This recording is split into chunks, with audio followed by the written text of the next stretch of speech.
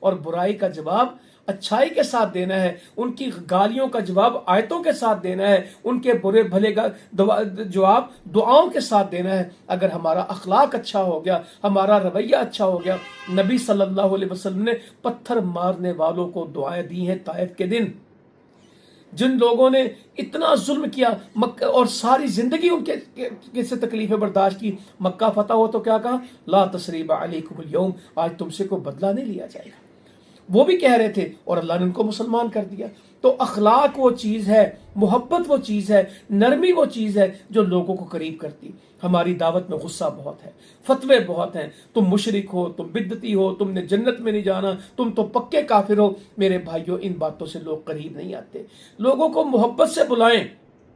اللہ کے نبی کا طریقہ تھا صلی اللہ علیہ وسلم، یہودی کا بچہ آپ کے ساتھ پھر رہا ہے، وہ بیمار ہوا تو اس کے گھر میں چلے گئے اور اس کی چارپائی پہ بیٹھ کے یہودی کی، اور اس بچے کو کہہ رہے ہیں، عیادت کے لیے گئے، اے بچے تو مسلمان ہو جا۔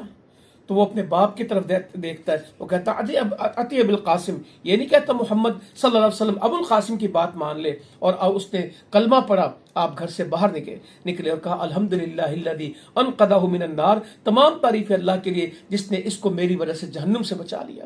تو یہ ہو کہ ہم لوگوں کو جہنم سے بچائیں، مگر کسی کی عیادت کرنی ہے، کسی کو کھانا کھلانا ہے، اگر بھوکا ہے، بیمار ہے تو اس کو دوائی لے کے دینی ہے، مشکل میں تو اس کی مدد کرنی ہے، اور دعوت دینی ہے تو نرمی کے ساتھ۔